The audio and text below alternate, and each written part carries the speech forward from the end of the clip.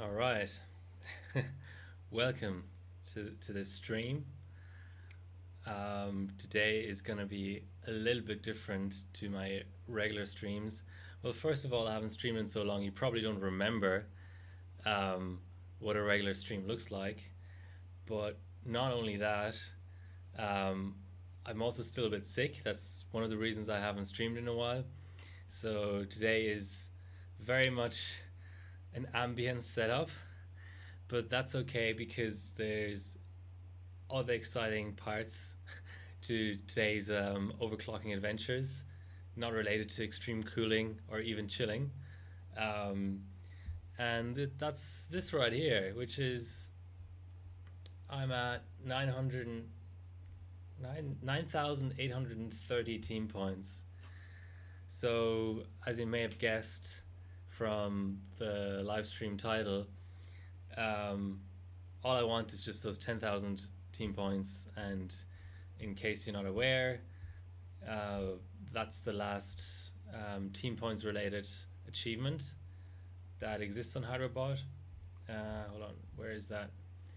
Let me know if the audio levels and stuff are okay. Obviously, my voice is a little bit hoarse, so I can't really do anything about that.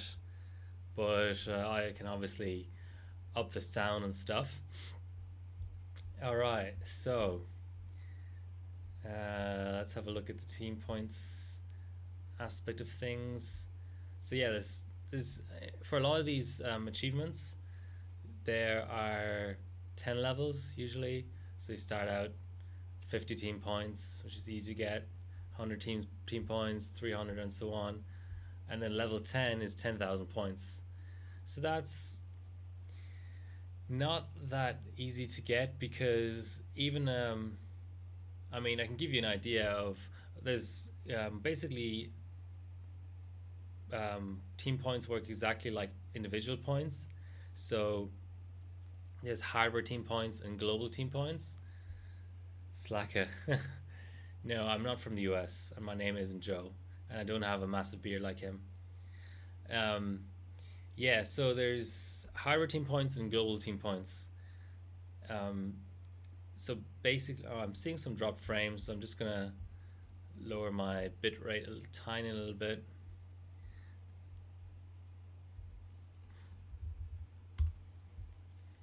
Okay. Yeah, basically it's the same principle. First you get the most points, and it's just based on a team. So it's basically the individual ranking with only the first person in a given team getting points.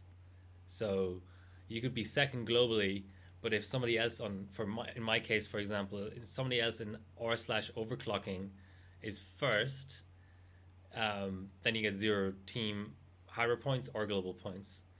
Um, and it's similar to individual points in every other sense. So you can get both global and higher points for the same submission, and all that kind of good stuff.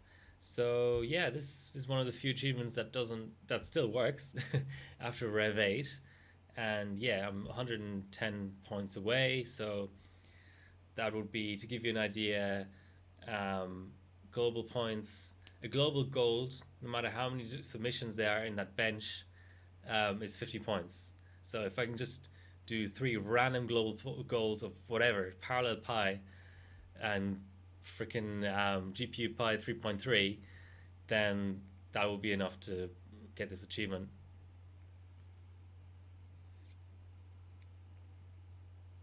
You get spammed about the comps. Who? Okay. Yeah, okay, so to clarify, right? It's 50 points if there are no other submissions, and then it scales up according to the number of other submissions they are in that particular category.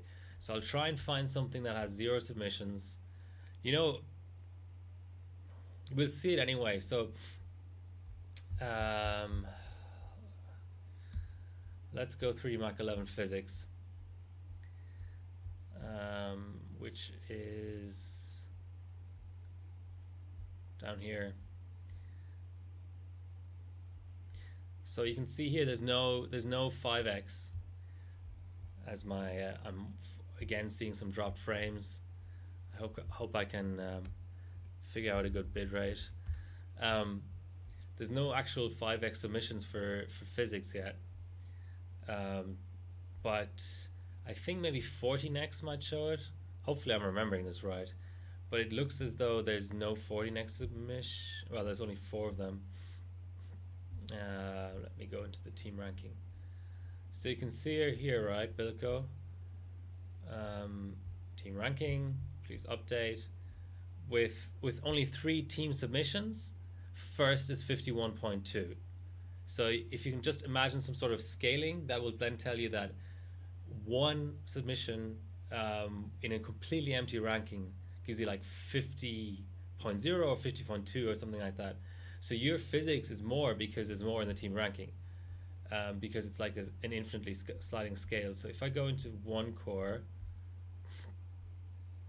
and into the team ranking part, you're getting 56 points because they're actually, I'm not going to count them, but there's like 15 entries. So it's just a gradual sliding thing.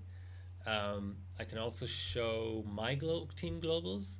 So funnily enough, my top team global is PyFast, and obviously that's scaled up to 108 because there's tons and tons of PyFast submissions.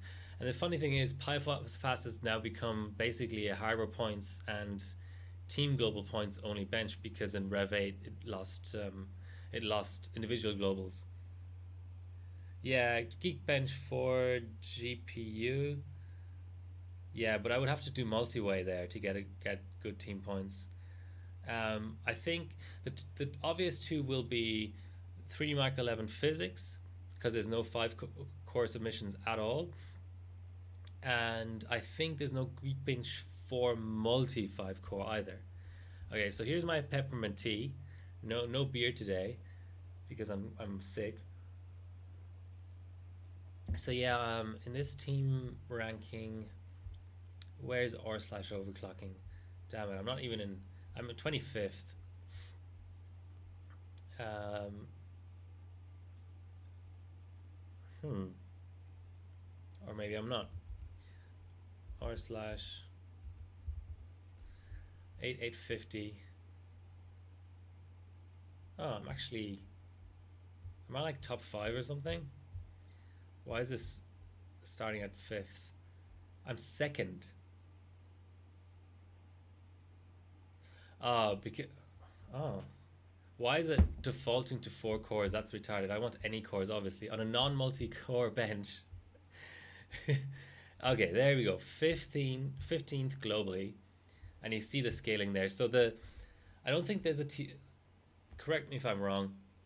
I don't think there's an actual max to the number of points, but it basically peters out around the 500 mark. I haven't seen any global team points that's more than 500 points. So obviously PyFast has a gazillion submissions, so you see 493 team power points.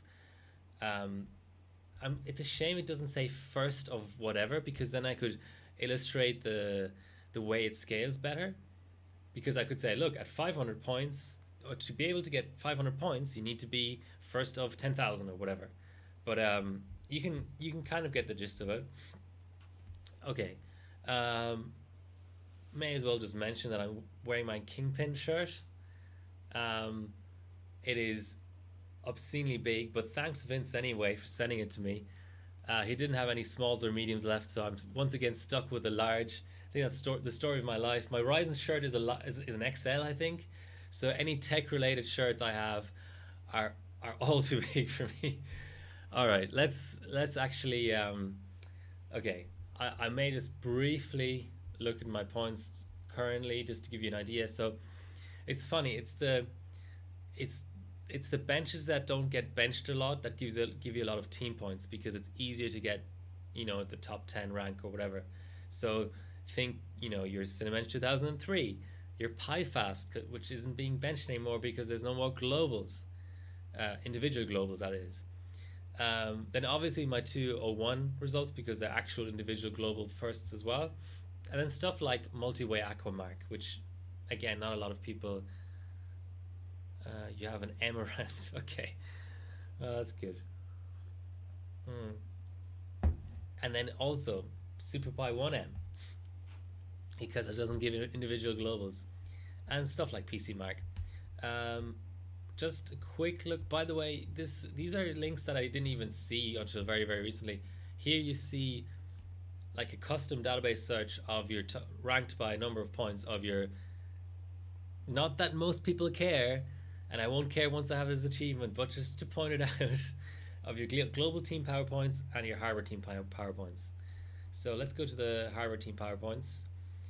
Um, and that is, with very few exceptions, that's just going to be your Harvard points basically multiplied by a certain factor. Because Harvard points top out at 67.3, I think, which is, you usually see that in 03, 3D Mark 03. But then a 67.3 individual Harvard points will be like 100 team power points. Let's put it this way. I mean, it's in globals it makes sense because everyone goes for globals, but in hardware it's quite rare for someone from your own team to be ahead of you while you have a significant number of individual hardware points. I mean, it happens, but the reality is if you're 30th and then there's one person from your team ahead of you, you then you know, you don't get harbor points at all, but it, and anyway, you don't get any harbor team power points, so it doesn't make any difference. But basically it's basically your individual team power points multiplied by a certain factor. um, I think this is a 40 individual, and then it ends up being a 70. Yeah, so it's like a 40 individual and it ends up being a 77 team. All right, enough theory crafting. Let's actually go to the system. All right, so this is my Crosshair 4 Extreme board, which I'm using because I'm going for 5 core globals, which I mean is much easier to do than like 5-way GPU Pi and all that kind of stuff on graphics cards. Um, Other sort of possibilities that I'm going to throw out there is stuff like memory benchmarks. So if anybody here is interested in actually getting the 10K achievement as well, um, the hints I would give you are, you know, stuff like, so maximum read actually has decent submissions because it used to have globals, but something like IDA read, I have no idea, but I would imagine that first place in DDR2 IDA read wouldn't be that hard. Oh, doesn't get globals. Yeah, 170 points or thereabouts. Ah, of course. Yeah, hardware. Yeah, okay. So the problem, that's weird that that bench has a different scaling though. I would have thought, because it's 1 of 17, of course. Okay, scrap that. Um, Maybe SSD benches. That'd be interesting to see. Even though I have to admit that cheating is probably pretty rampant in these benches because they're virtually on. I don't even want to say virtually. They are unmoderated, which I don't blame anybody for. But you see here, somehow the same result is globally first in all 5 different disk configurations. That's kind of funny. 6-way 960 Evo. Okay, interesting. So close. Yeah, so close. Okay, let's actually. So um, let us do some stuff here. Do some actual overclocking. AHCI, that's fine. Feedback welcome as always on the stream quality, on the audio, that kind of stuff. Not on my voice because I can't do anything about that. Okay, let's go for the obvious 5 cores. What I want to talk about here just very, very briefly is you might. So there's 3 cores and there's 5 core chips, and there's no 7 core or 9 core or any odd number of cores above 5 cores The only exception really is the 15 core Xeons that I know of. You can look. I'm willing to bet on this before I click on the link, but there's no odd core counts above 15 in any bench. Let's go W prime. I don't know. Um, there was no core count released above 15 cores. That's an odd number. Um, all the way up to 96 core, 63 core, Xeon Phi. Fair enough. I take your point, but is that an actual x86 processor?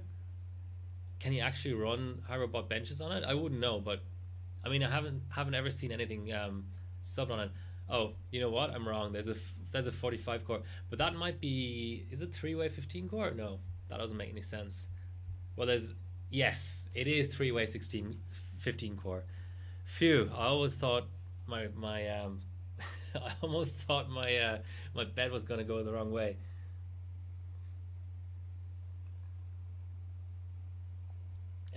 Look, Richie. I mean, not to burst your bubble or anything, but I don't think mobile and disk benches and memory benches outside of memory frequency and the IDA read are ever going to be moderated in any sense of the word. So you can call it out.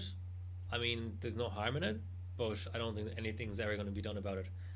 Um, okay, why am I talking about odd core counts? So first point is okay. This is the very basics. I'll try and be quick. Tricores, they are native tricores. They're not as good as this chip right here, the 960T.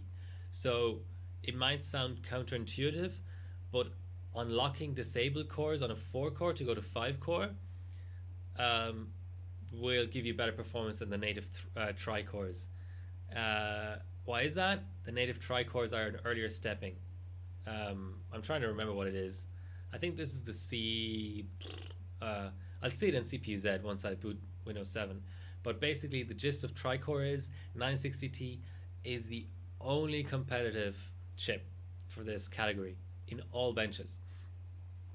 Um, Sorry, for 5 core. There's no native 5 cores. But the same thing applies to the tri-cores. In the tri-cores, it's a range of different chips. So the 550B, the 555B, 560B. But the native tri-cores, so stuff like the 720 Black Edition, are just slower. Just don't clock as well, have a worse IMC, and so on.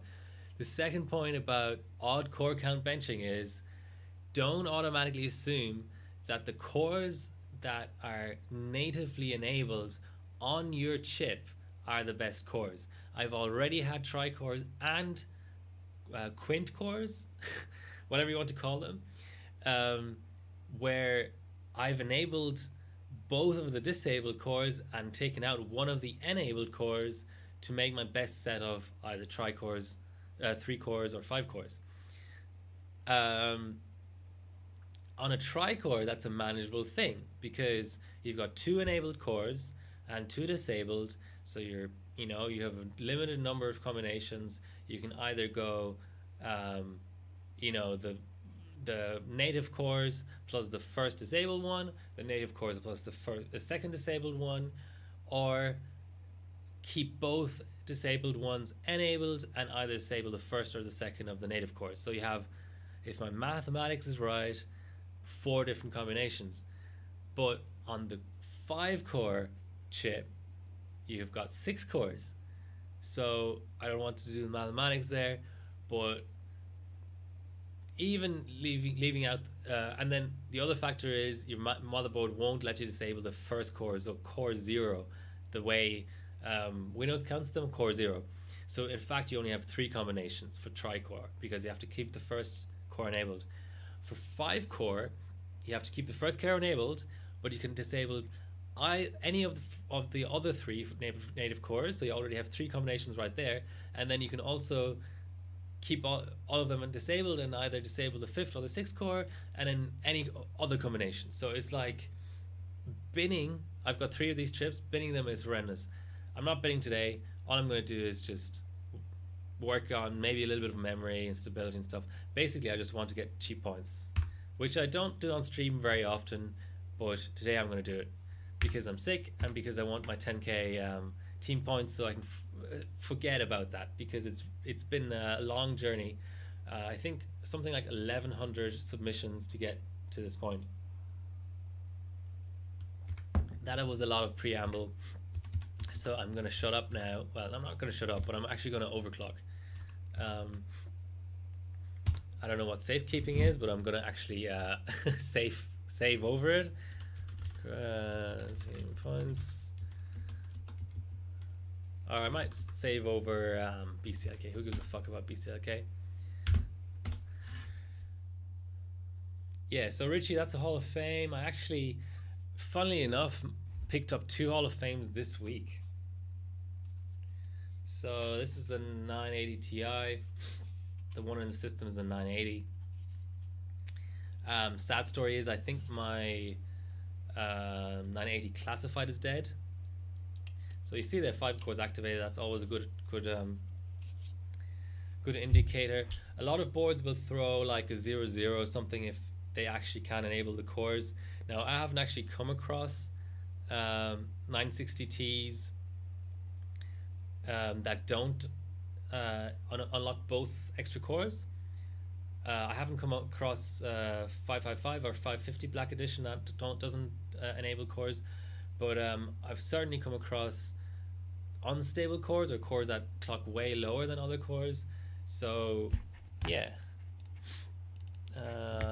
Okay, we've got to install some VGA drivers here. Classy fried. Yeah. Yeah, I ran it for yeah, I was a bit silly. I ran it on LN2 without installation. That's what you get. Very, very briefly, I might add, but not briefly enough.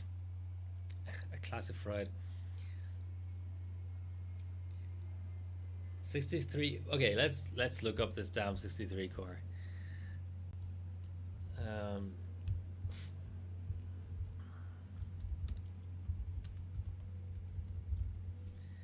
I don't think it's x86, but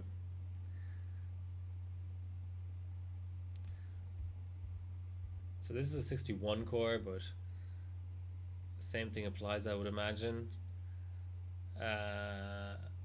Yeah, so instruction set Intel IMCI, so not compatible with anything, I would imagine.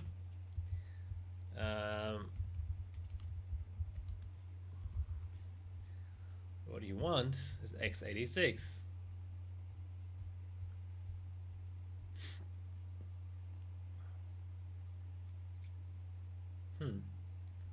Which, funnily enough, yeah, okay, so they call it 64-bit. But you know, you want this kind of stuff. Okay, I stand by it. No odd core counts above 15 that are benching relevant.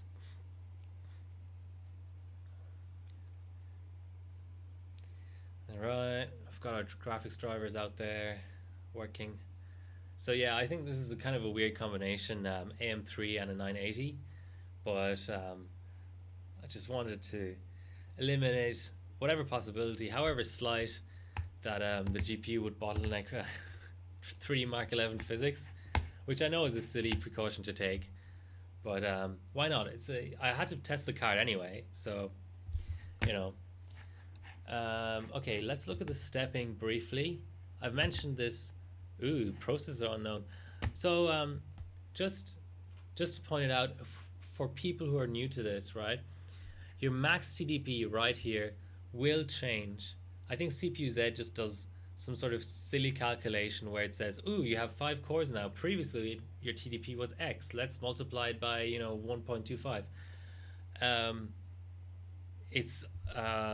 It also, which has caused confusions in competitions before, it identifies as Thuban, even though this is an unlocked DNAB.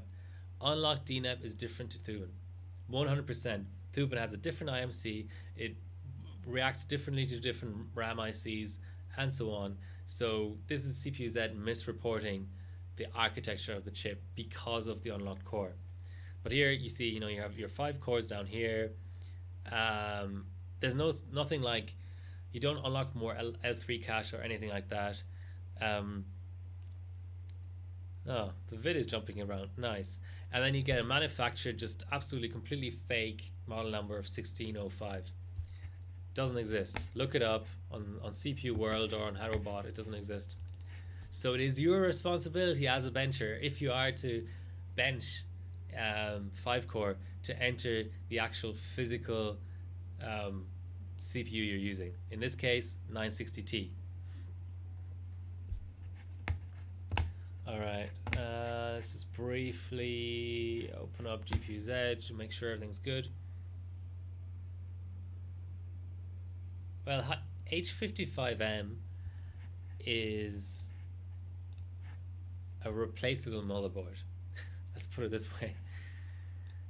An 980 Ti classified is also replaceable, but it's $400. Okay, let's just run it. This will be our first 50 points. I might just sub it straight away just to illustrate the point about how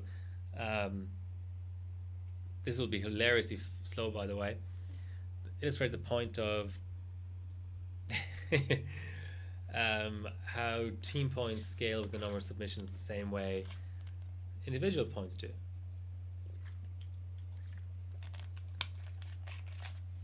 Yeah, I have the same board. I'm not saying let's put it this way: if you had a board that was capable of insanely high BCLK, then that might be replaceable. But if it's just a random unbinned one, I think it's quite easy to replace.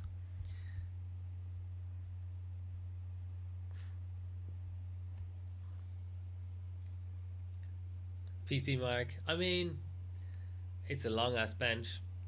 Okay, so 4,600 points. That's not terrible. Let me just save this and sub it straight away. And after that, I won't do any more on-stream subbing because I think that's pretty. It's pretty lame. Even for my standards, that's a pretty lame move.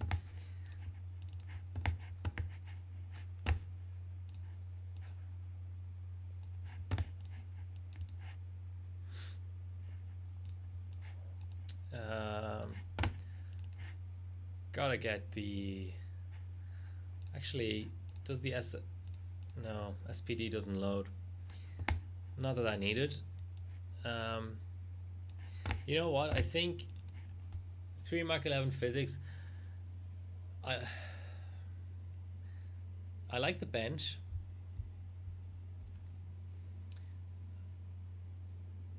Sorry, my stream just died, so I'm refreshing it to make sure that it's not actually offline.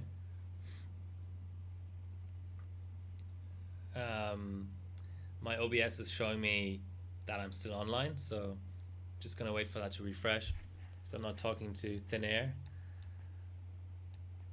Yeah, okay. My internet just crapped itself, but thankfully the internet I use to view my stream rather than the internet I use to view my stream.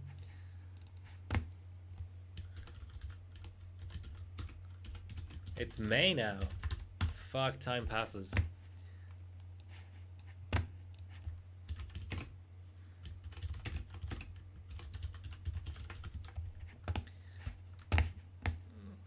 Okay.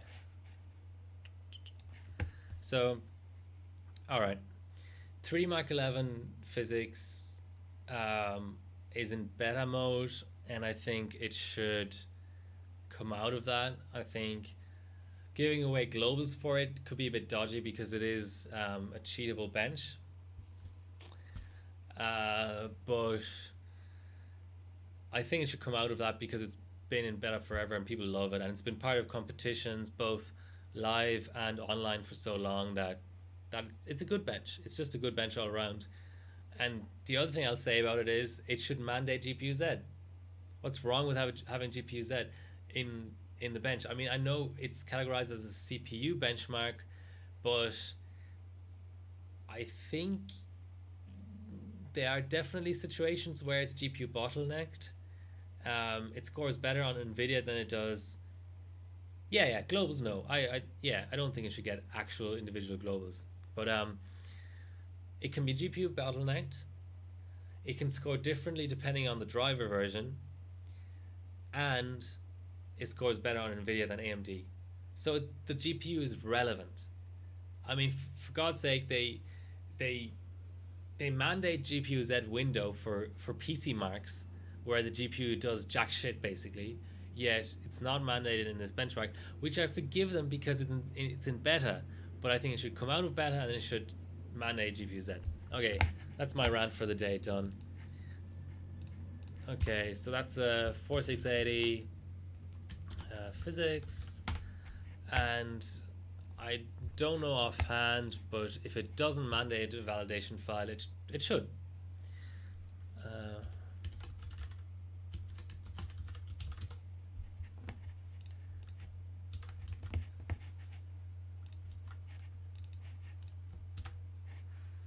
and then while I'm here, I'm going to get my PS check on because oh, that's actually a setup thing. Okay, yeah, but I think the way top 20 global is defined, well, it's probably not defined, but I think the convention is top 20 global in a bench that gives globals. So that would then mean that it's never required for 3D Mark 11 physics. Oh, PS check is already there. What a dumb move. Okay. Safety first, so I'm ejecting this drive.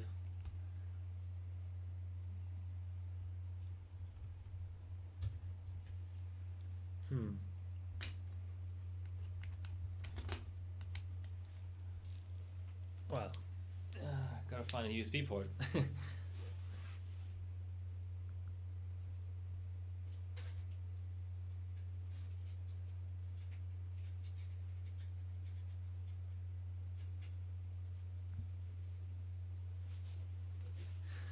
This is why I don't sub for my streaming PC, because it's under my desk. Uh, okay, that's my bit of exercise for the day. Okay, where were we? Sub, and also got to validate that file. Offline validator. 3D Mark. No, I don't think I need the link, Bilko.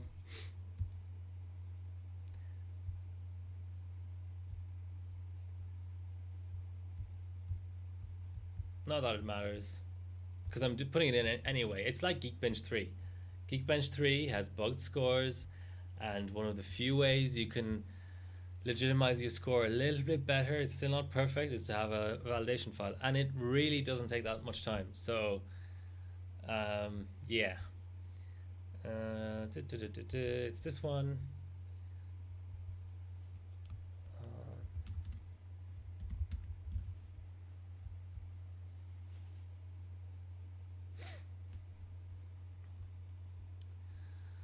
For God's sake. Alright. Let me try and remember my user account.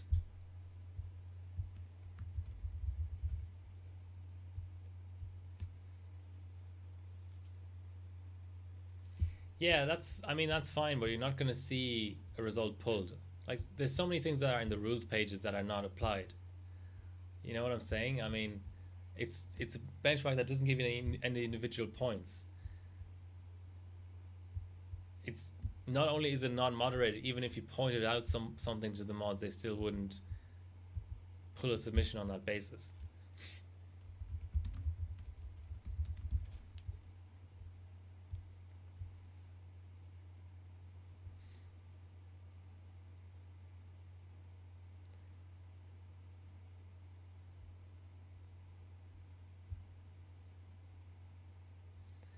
Okay, so I've subbed now. Just to point it out, I mean, for physics, there's no um, version requirement. Hey, Tech Wizard. Thanks for joining the stream. There's the system info has to be up to date, but there's no benchmark version requirement. So this error up here in red is irrelevant to this bench. It might be relevant to actual 3 Mark 11. Non-default settings were used. That's also irrelevant to this bench because in order to get a physics score that's validatable, well, in order to avoid running the other 5 tests for no fucking reason, you have to change the default settings, so that's fine. Processor is not recognized. I try to avoid that. It's not illegal as such, I don't think. I do have what sometimes causes processor not recognized is if the Windows management instrumentation is turned off. This service right here, hopefully you can see that. It's called Windows management instrumentation. So on Ryzen, that used to at least cause that issue. In this case, I think it's just unavoidable because it's a 5-core and CPU-Z itself doesn't recognize the processor. That's not to say that every motherboard with this chip in it would throw this error in the validation, but I have no way of changing that now, so or avoiding that, so that's also fine. All right, 3 Mac 11 physics. It's in the beta section, and yeah, it's one of the older ones that's beta. Okay, where's our screenshot? 4680.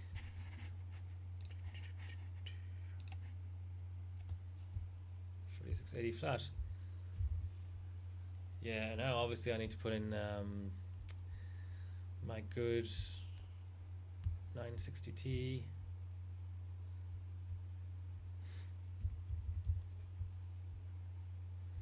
Yeah, 96T Black Edition, and don't make the mistake of selecting something up here. It's the select active cores back here.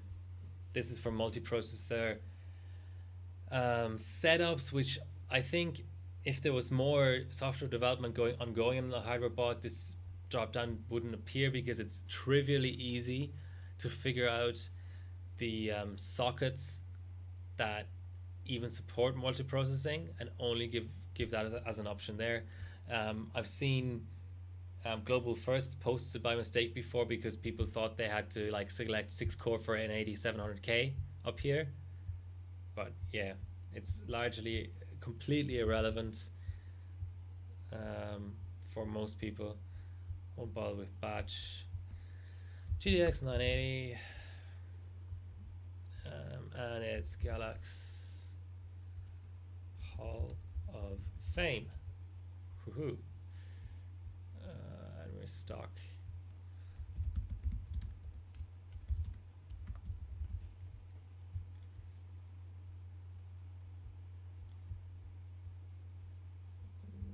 Okay, I think everything else is kind of completely irrelevant.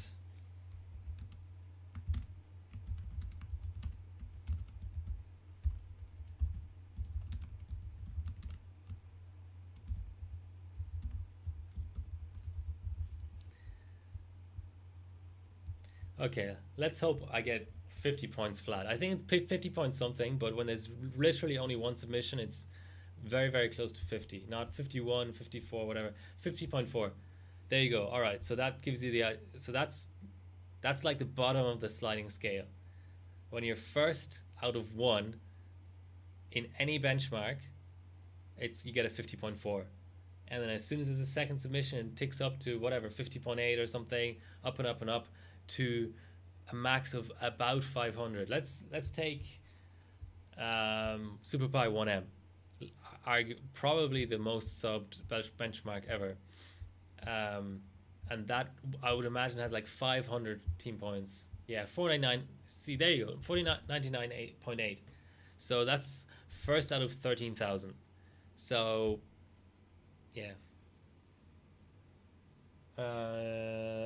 Mod GPU bias in general, so yeah, that generation, the 1000 GTX 1000 generation, isn't very moddable. Power limit of more than +8. What I would recommend in that case is hard mods. So mm, the GPUs that aren't like the top end don't really allow for BIOS modding. Um, so for Pascal's, the 1000 series, um, look up.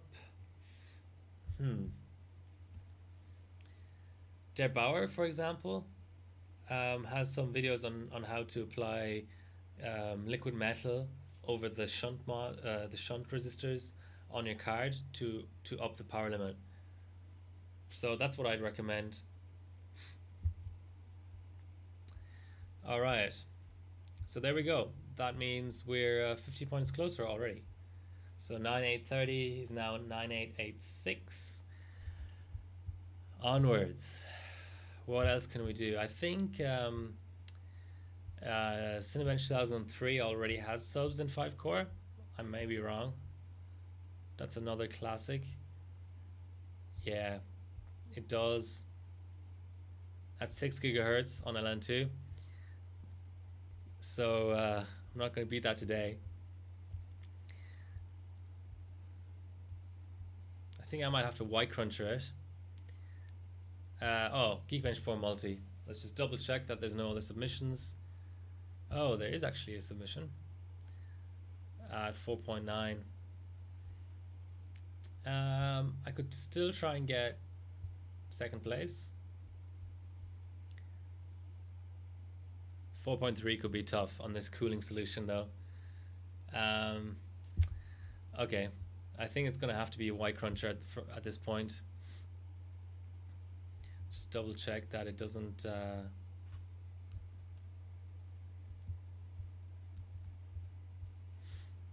there's no submissions. Yeah. Okay. Whew. Didn't think I'd be white crunching it today, but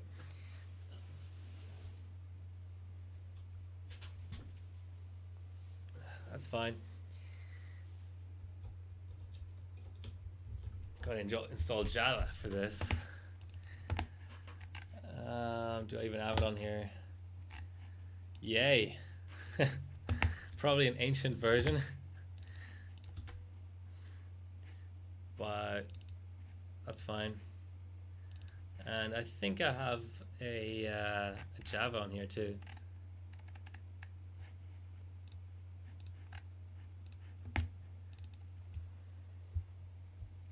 R15 Extreme. I only have a 1080p screen, so that could be tough. If you have a way of, if you know a way of getting this all on the screen, then I'm fine with whatever. Suggest whatever benches. Parallel Pi, the most stupid shit imaginable. I'll bench whatever until I have these points.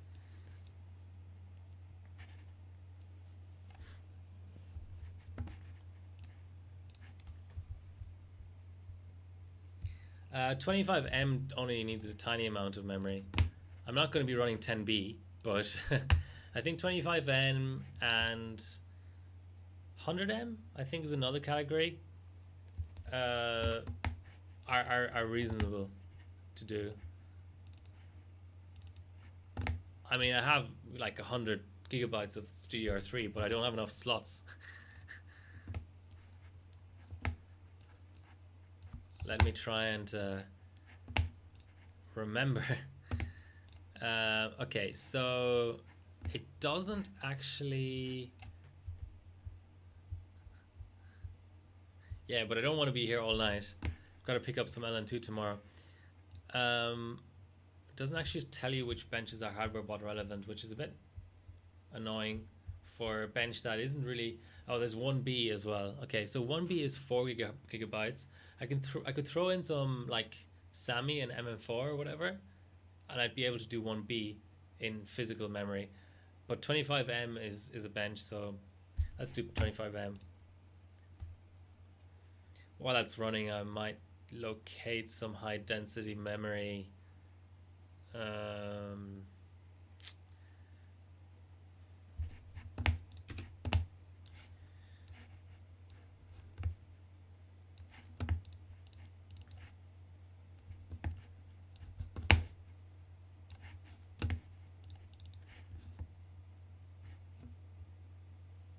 So on Windows 7, I don't need HBET as far as I remember. And yeah, that's pretty much all I need.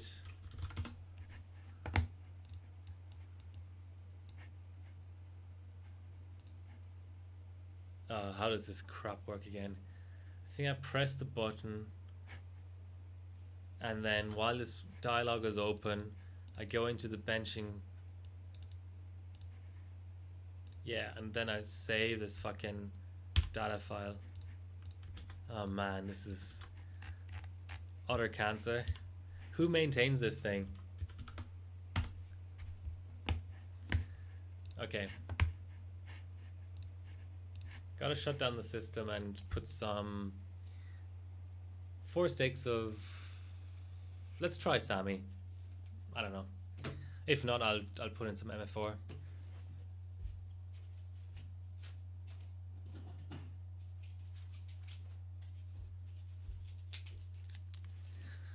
This is my X79 kit. The only slight complication is the last time I tried to post it, it didn't. But that was on Haswell. Might have been the board.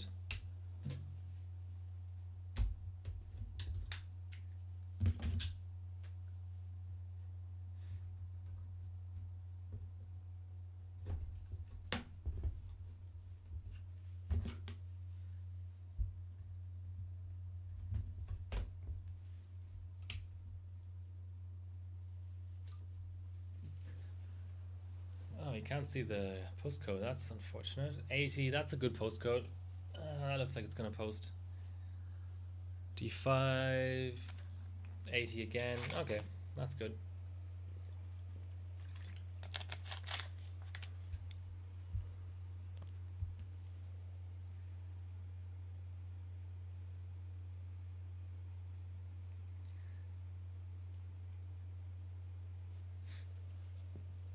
So that one put me up to 80 team points remaining. I think I'll do parallel pi next. Just gonna check. Oh, it's trying to boot off my USB stick. Silly. I myself have more than 32 gigabytes of DDR3, but I don't have enough slots in this board. Do they make expansion like a little PCB to split out, like a PCI Express splitter for DIMMs? That's what I need.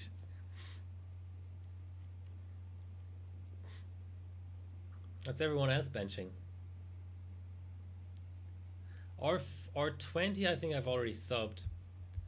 Let's double check, but I think I'd subbed that the other day. Oh, it was actually Tricore I subbed, I think. That's a good point. Yeah, this K-SATA guy, does he have some sort of beef with me specifically? Because he always, whenever I put up a completely troll sub, he puts up a better one. So how many teams points am I even getting up for this thing anymore? 40. That's not worth rebenching for 10 points. Unless I'm exactly 10 points short, I'm not rebenching Tricore. Yeah, okay, I'll do yeah, Quint Core is okay, let's make sure ooh, it's telling me I only have 4 gigabytes of single channel RAM. Maybe I should just populate all the slots, and whatever it recognizes, it recognizes. You know what? I hardly ever use my MF4. Let's use my MF4 instead.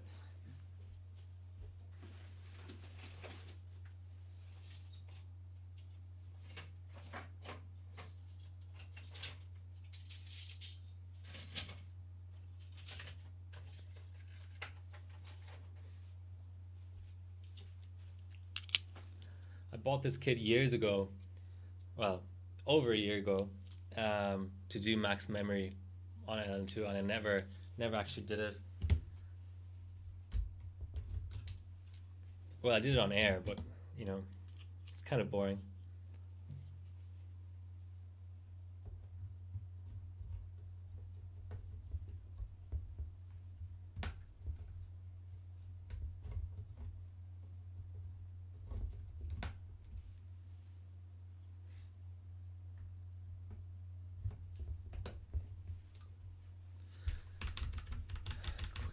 quickly test or check in bias first.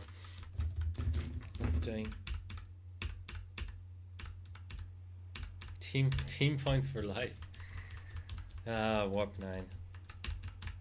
I almost bought a chip off a Warp 9 member this week, not realizing it was a Warp 9 member. Then I thought better of it. Yay! 8 gigabytes of RAM. Isn't that lovely? Time for 1B. 3200? What are you looking at? My max memory sub or something? 3200 is very low, even for air. When I look at my own stream and keeps timing out, or it keeps erroring out, hopefully you don't have the same experience.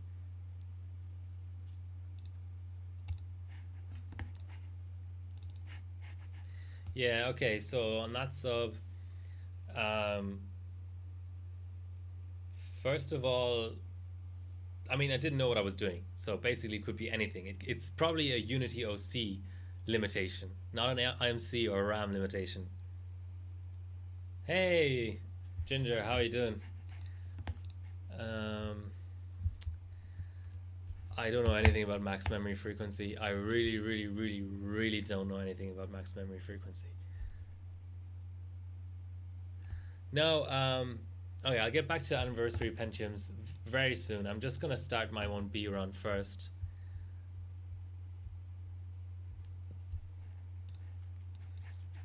Run benchmark 1B. Okay, that will take a while. Okay, so anniversary edition. Ideally, I'd be pulling up my actual binning results here. Let's see if I can. If I can remember where I put them. I think it was Google Sheets.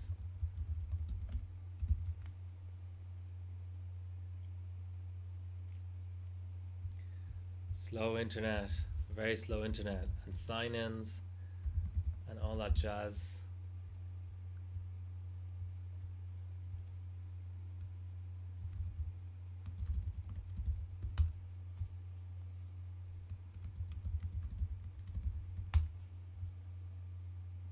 Okay, I'm signed in now, but I still need to find this document. Okay, here we go.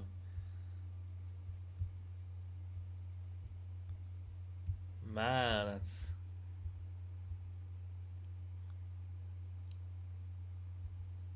So this is all on my Z97 OCF, BIOS 1.3, and the highest LLC level, which on ASRock, of course, is level 1, because they like being different and special.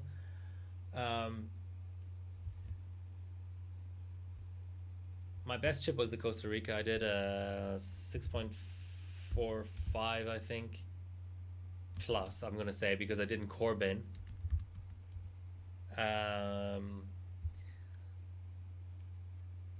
The cold bug moves down when you delid.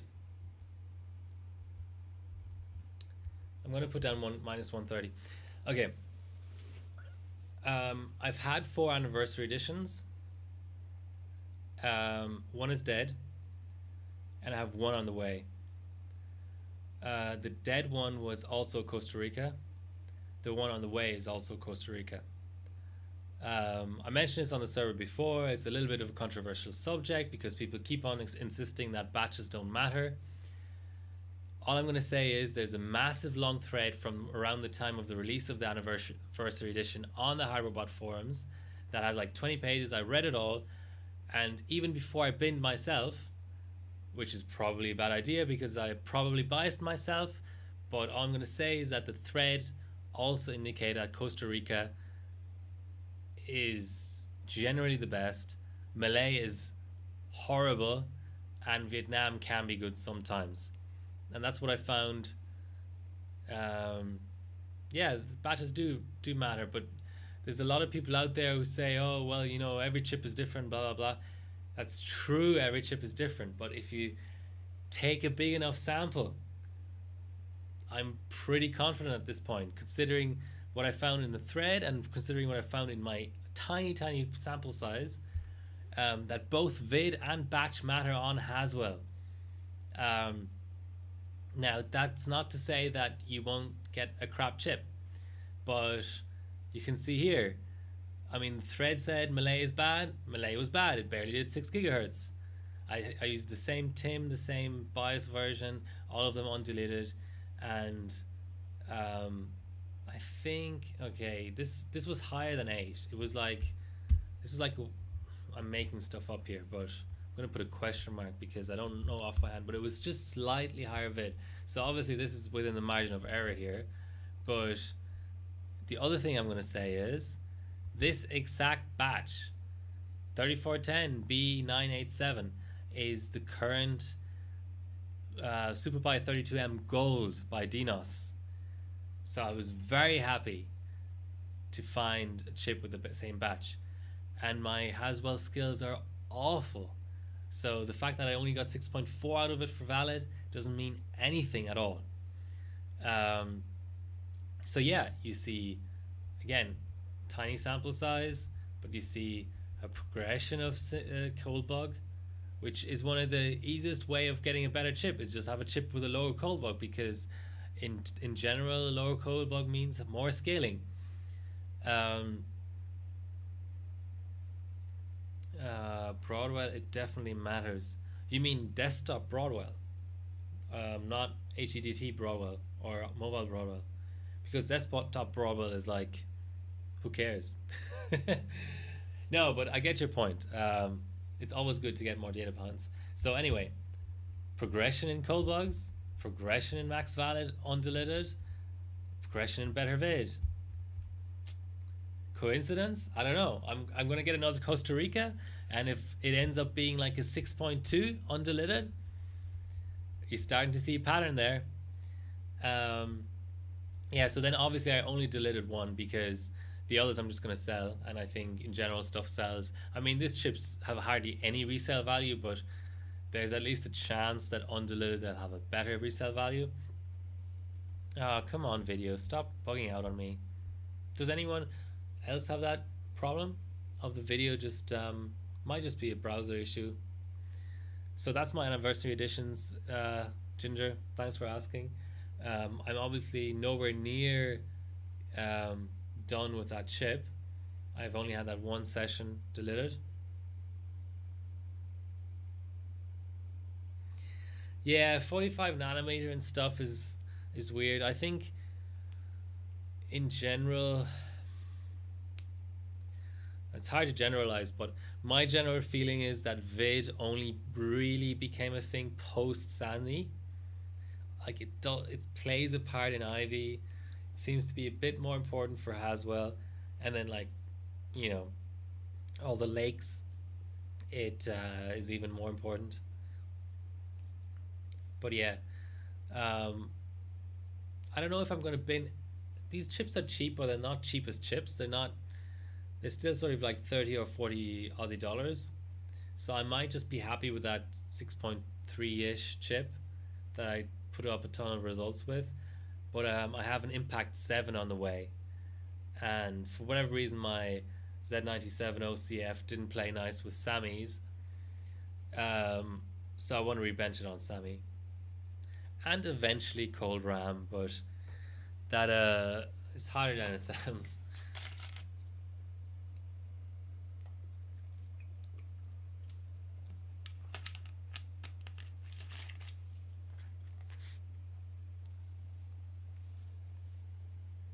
I think it's partially related too with the older gen of chips. I mean, I don't think um, it necessarily. I mean, I don't think the motherboards were as um, disciplined about reading out the correct vid and even like applying it to the chip. I don't know. That's my impression is that the newer generations vid just actually has a meaning outside of binning as well, whereas on older chips that are, I reckon a lot of motherboards just applied like a flat voltage to every chip, and that was it. Okay, so Y cruncher 25M, that's a gold.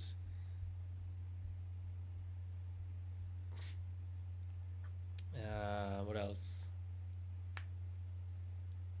It's definitely a bucket list item. Hopefully I get to it before I kick the bucket. Okay, so 1B is another gold. 10B I'm not going to run. Just to get an idea from the other core crowns around it, it'd be like a 10-minute run if I had the physical memory. Oh, it doesn't even mandate screenshot. That's extremely stupid. Okay, so the run finished. Let's get that saved.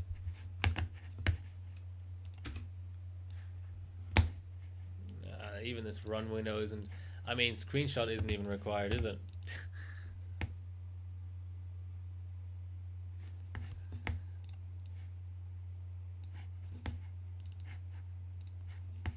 Yeah, vids have gone sub 1 volt now on the coffee lake and stuff, which I find a bit unnerving. It doesn't seem to make sense. I mean, obviously it makes sense, but it's kind of funny to see it in bias.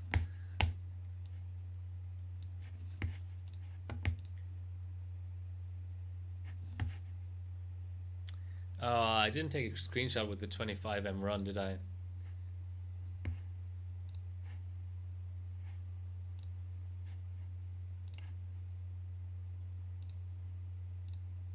I'll have to rerun 25M.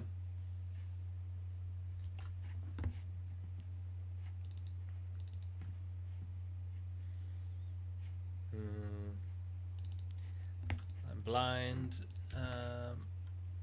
Okay.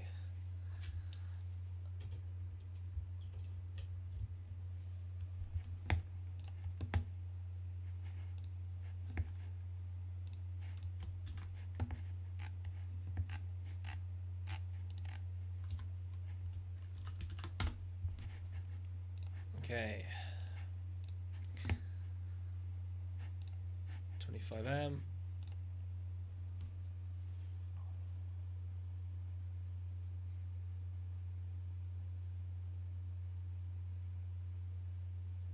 Turbo V error, what do you mean? Are you reading vid in Turbo V?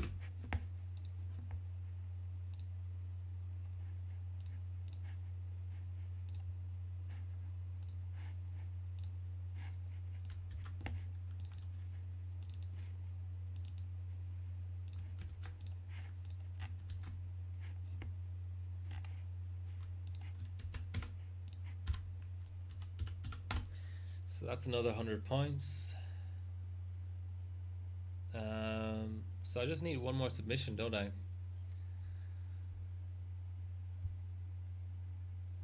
I'm open to suggestions. Anyone ever run Hyperbot Prime? 5 core? Oh yeah, they did. Hyperbot Prime used to be worth so many globals.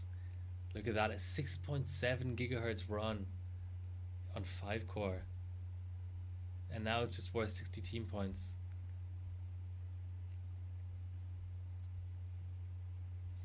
Okay, let's do an R20. I think that's a safe one to go with. I won't even bother closing the CPU Z windows.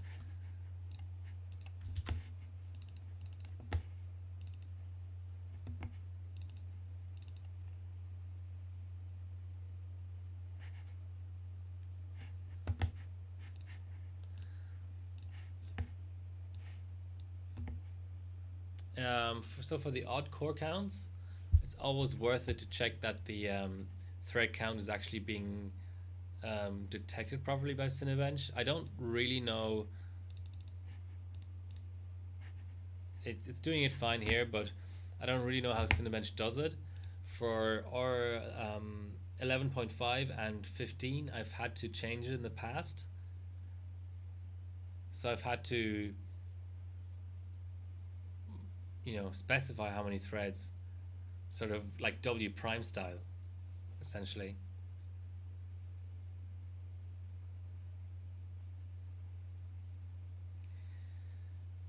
Yeah. Look, Bilko, I mean, it does happen. It definitely does happen. The most recent one that happened for me was I it wouldn't detect its own memory voltage, so it would I would set a certain voltage on in BIOS, reboot, check the voltage in BIOS, see that it's still set and still being monitored as being that voltage in BIOS, then boot straight into Windows, open Turbo V straight away, and have a default to a different voltage. Which, when you then like change the multiplier and hit apply, doesn't usually change the voltage. But of course, if you're not thinking and go, oh, I want 50 more millivolts, and then add 50 millivolts to that, then you could be in a situation where, let's say on an Intel platform, you've set 2 volt Intel DDR4, you set 2 volt in BIOS, it's recognized as 1.8 in OS, and then you want to actually, you're seeing instability and you want to add like 50 millivolts to that, but then you end up at 1.850 and hit apply, and of course it hangs instantly. And then you might be cold, and then that hang means you're gonna have to deal with cold boot bugs because you're just full pot and trying to run a bench. So there's turbo V bugs that kill chips. That's happened to me at least twice, if not 3 times. Um, and there are turbo V bugs that are just annoying. Now, GTL, the Gigabyte tool, I think it's just the light version. I'm not sure, but it does this thing where you can tick what values you want to apply, and it's amazing because that then means, you know, um, that avoids some situations where you're applying volts that are could kill your chip, for example.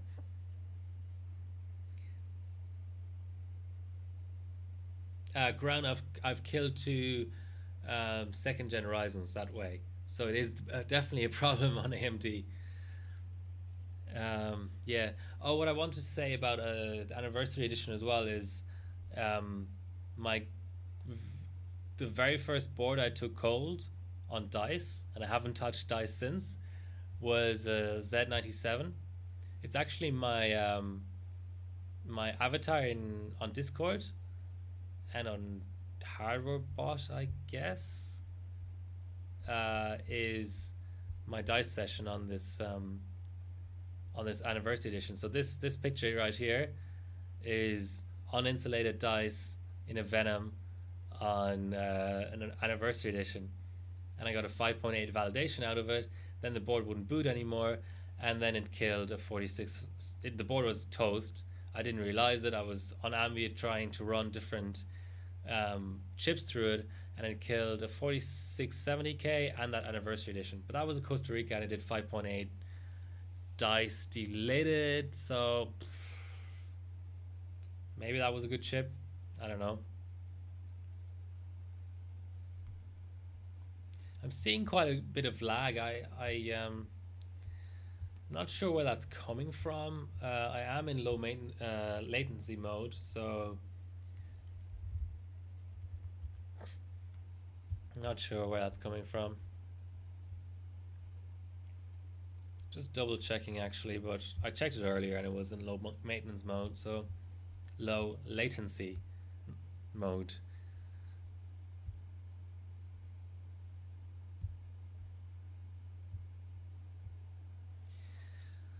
I don't know why they picked this dumb picture for R20. Like I said on the forums before, um, I don't want to waste LN2 rendering a couch. I think it's really, really dumb.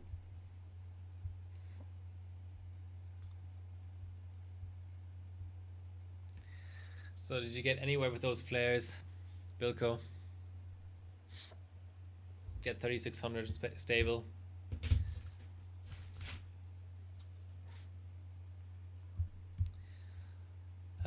What else is there to talk about? I don't think there's been many. like fun submissions recently. I always love seeing these 775 quad submissions.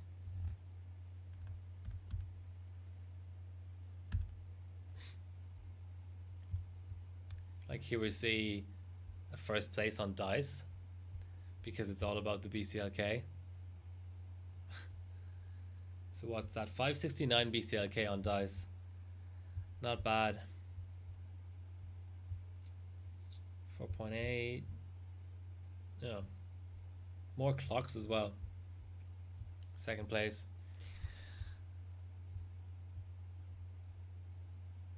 Nearly there now.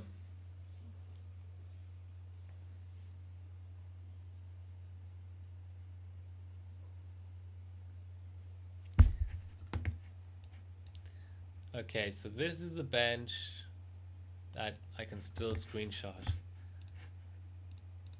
I should still be able to screenshot. Okay, let's be creative about this. Let's use every inch of the screen. Taskbar, in my opinion, should be in screenshots, but apparently is not mandatory.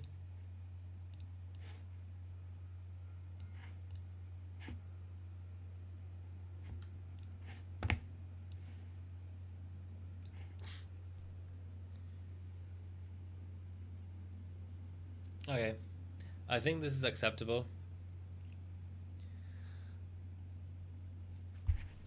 It's not very aesthetically pleasing, but it's gonna have to do.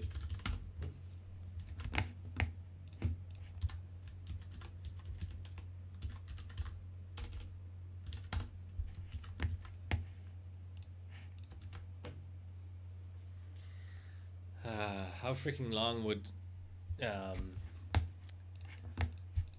other Cinebench take even? Not sure I'm up for that. Ooh, GPU Pi 3.3 runs on this system. Nice. Okay, I'll have to do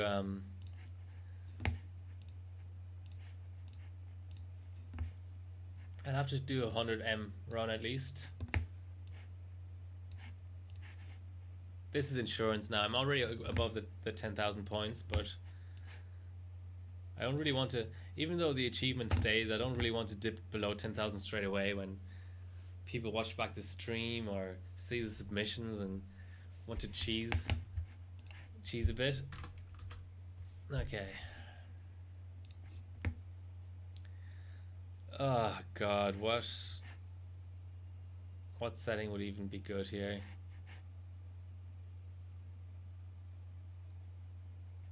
Oh, that's right. This is where it fails. Yeah, I wanted to try OpenCL 1.1. Yeah, okay, let's download that quickly.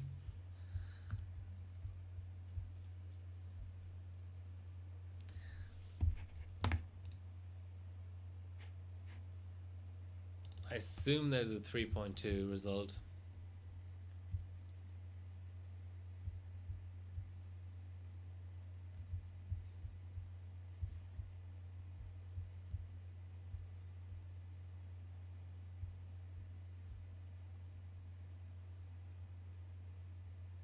There is, and it's mine. Okay.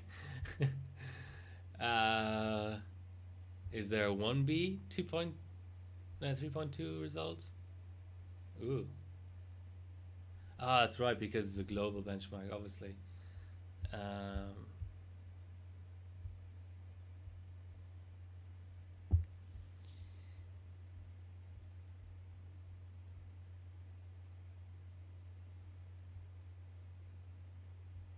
Okay. Let's just quickly give OpenCL 1.1 a go.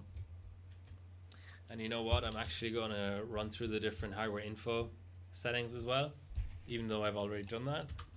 I'm going to close CPU Z in case those are interfering in some way. Okay, so let's go to the lowest batch and reduction, just in case that's an issue, and go to hardware info off. Ah, okay. It may have been a batch reduction thing. It may have been a batch reduction thing. Okay, screw 1.1. Okay, so let's see. So 1M16 works. Let's go. 100M is gonna not work. Let's try 20M.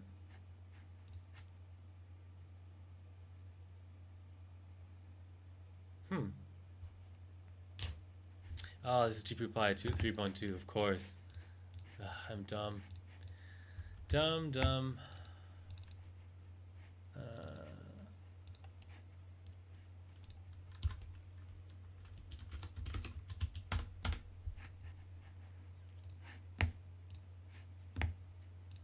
let's try it here. Hardware info off and lowest batch reduction. Let's try debug, which is just a slower crash, essentially. Yeah. Let us try safe mode. Not so safe, is it? And finally, full.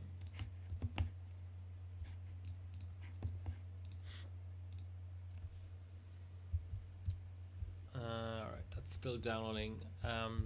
The other thing I can do is look at the 3-core results and see what they did. Sometimes you can't really see it from the screenshot what they did to get it working, but sometimes you can.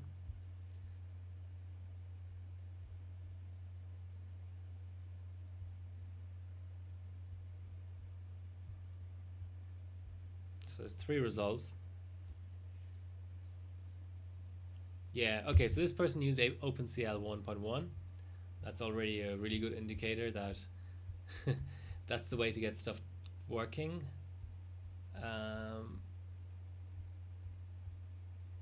What about this person?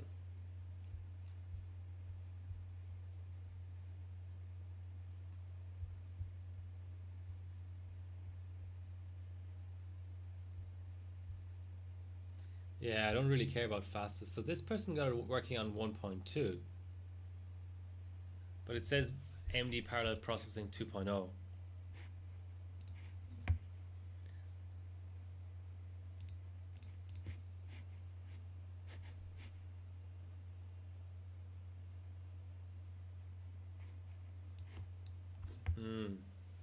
Okay, so the 2.0 SDK may work as well, just not the 1.2. So 1.1 and 2.0, but 1.2 doesn't. Is what that's the vibe I'm starting to get. Hey, Truth. How you doing? But then here's someone with 1.2.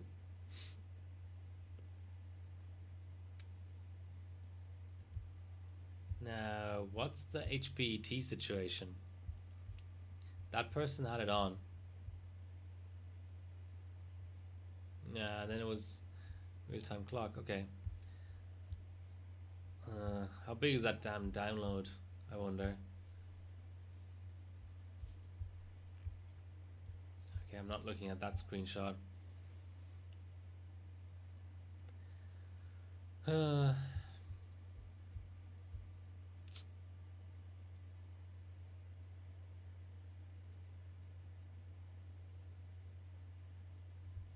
Lots of people running with HPT.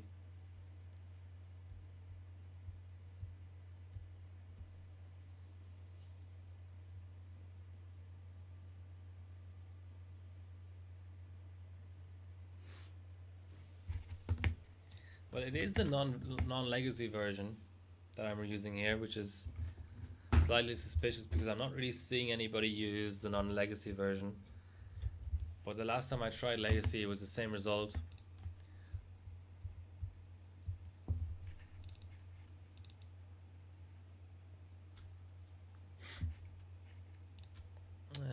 Okay, that's the same one.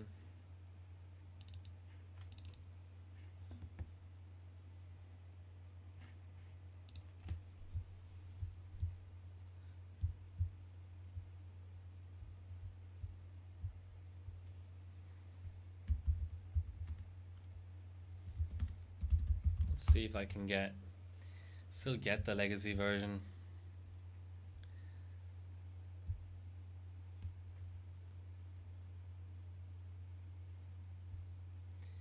It's open for suggestions for other benches that are quick. Okay. Yeah, maybe it was just legacy. I thought I'd try that, but seems not. I don't see it on the OS.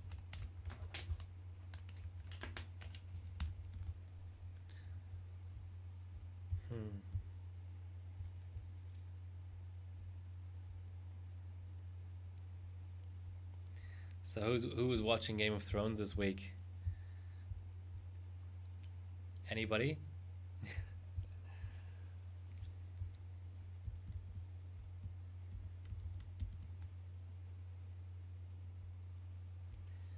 Hey, Keep PH6N? Keyphone? How do you pronounce that? I like that username.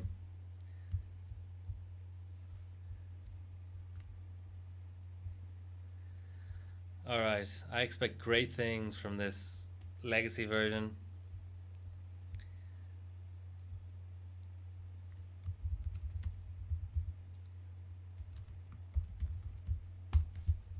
It's probably not going to work, but I still expect great things because I'm an optimist.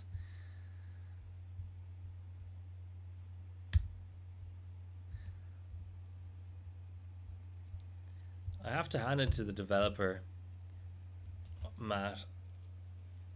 He that's one of the easiest benches, first of all, to find a download link to, and then to actually download because it's tiny. Okay. Time to build the excitement. Is it gonna work?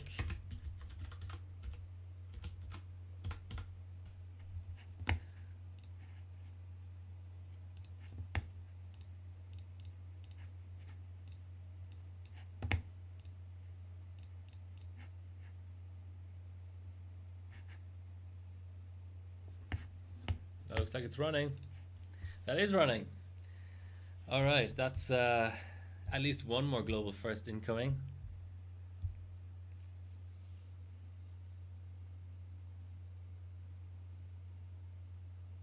Keep hating. Oh, keep hating is your username. Not sure I agree with that, but okay. Depends on what you're hating, I suppose. If you hate environmental pollution, I can get behind that. Or if you hate like sexism or discrimination, I can get behind that.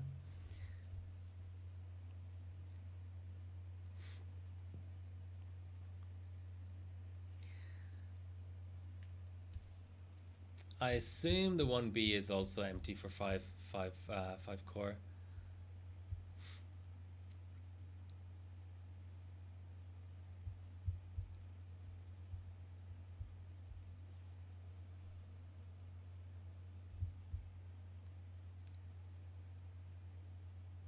Probably be like a 10-minute bench. Woohoo!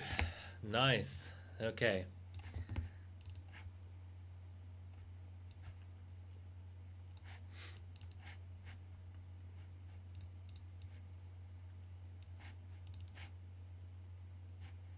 Oh, by the way, truth, right? You were totally correct about the audio issues. The only thing that basically solved it was to get a different capture card. I know this is going back months and months, but no amount of juggling around the different USB devices fixed the audio issues.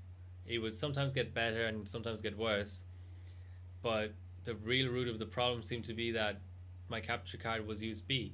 So I now have a PCI Express capture card, and it's not come back since. So that was kind of an interesting finding. Okay.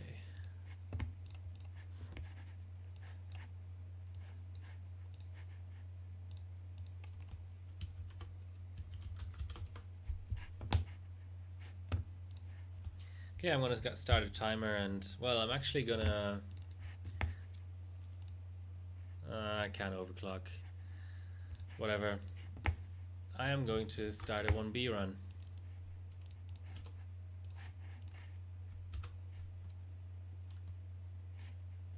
But I'm gonna go with something reasonable like 4M 512.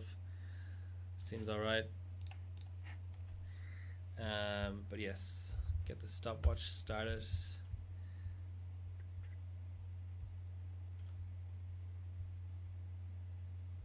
Hey Pace, have you started working with your chiller yet, or are you still waiting for those adapters?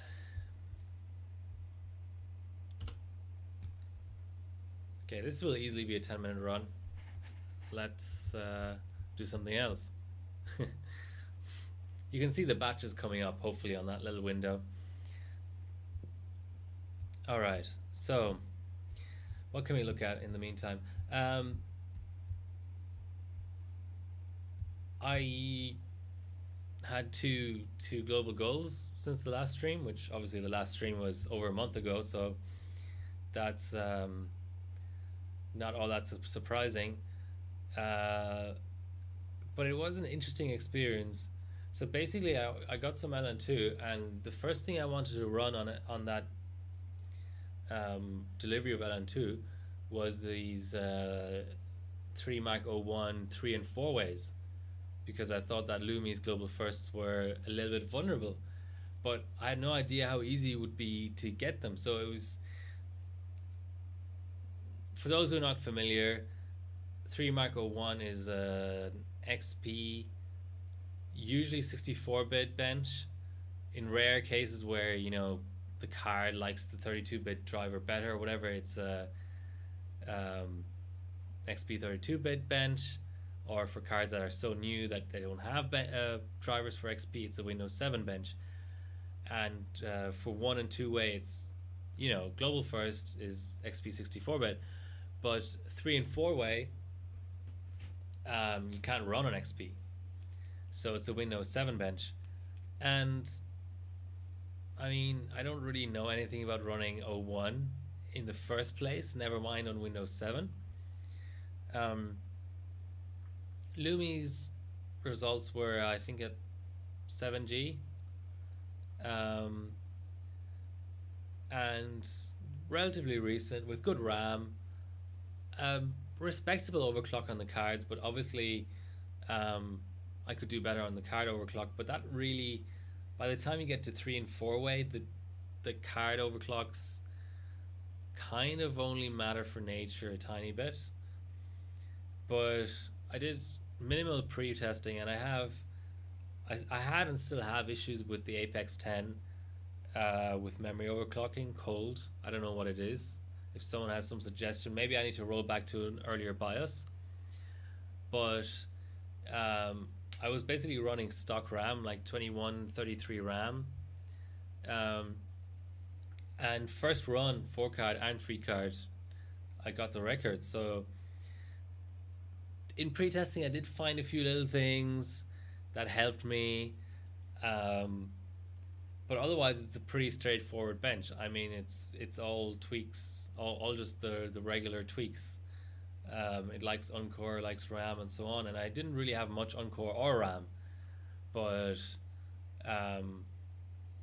yeah, I just had the benefit of a newer driver and a few other little things that I found. But I'm on the latest BIOS, so in the thread on Apex 10, on Apex 9 for Coffee Lake, they mentioned that the 1700 and something BIOS, the second newest BIOS,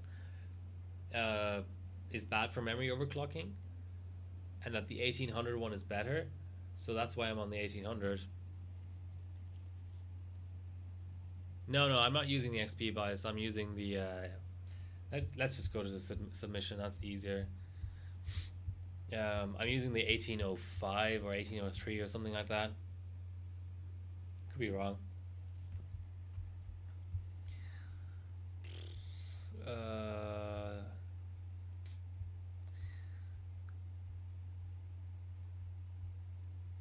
This is why I always put the memory tab, the main board tab, in all my submissions, whether 2D or 3D, because bias is so relevant, and I always forget about it, and it's just better to have it in there than to rely on your notes or something. 1801, right there. 1801. That's the bias I'm using. I'm not using the XP bias because I'm not on XP and I'm on Windows 7. Yeah, so I basically just pre-tested on Nature and did minimal like LOD pre-testing and stuff. And I did a first run at 6.7, thinking that that's the first frequency that would get anyway close to Lumi. And I ran the 6 other tests in a row after Nature, as you can clearly see by the 6 tests selected, and it was enough to beat both scores. Now, saying that, Lumi doesn't seem to have an Apex 10 because his four-way record was on 25970s because it's on Sky Kaby Lake X. So the 5970 doesn't do very well in Nature. So the four-way was much more expected of a record. Going up against Lumi with the same cards and less core, I didn't really expect I'd have that much chance, but I thought I had a very good shot at second place. But yeah, not something that gets benched a lot. PCIe 2.0, I don't think that's relevant. I think the slower cards are relevant for Nature.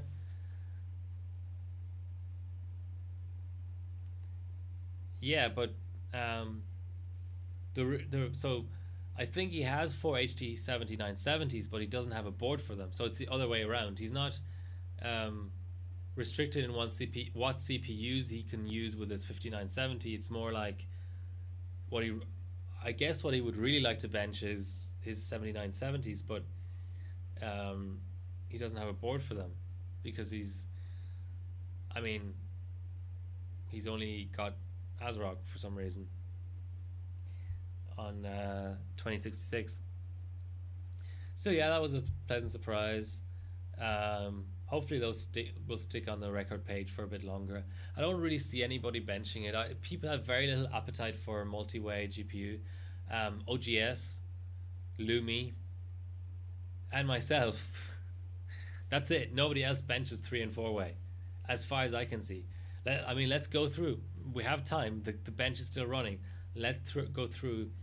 And of course, how could I forget Bob NZ, who, um, absolutely smashed it with 1080 Ti's 3 and 4 way. But he ran the high core count platform only.